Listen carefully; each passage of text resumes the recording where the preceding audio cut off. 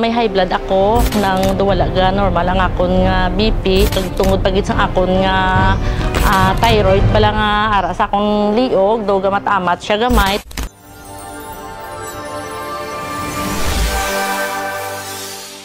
Ako gali si Imelda Molita sa taga Tinihaban Uno, nag-edad sang 53 anyos subong.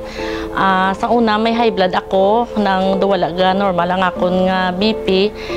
Tungod sa Center Barley nga ginagda ako sang akon amiga nga upod ko man sa ubra, ginpatry niya ako sang Center Barley nga mag-inom, gintry ko man. Dito na batyagan ko nga kanami isang epekto sang akon lawas.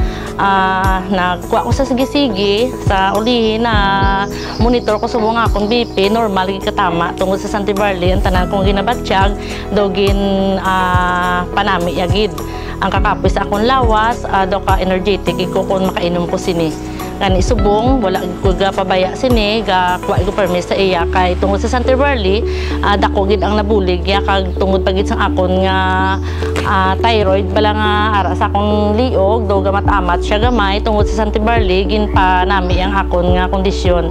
Thank you sa Center Barley, the best para sa akon. Thank you.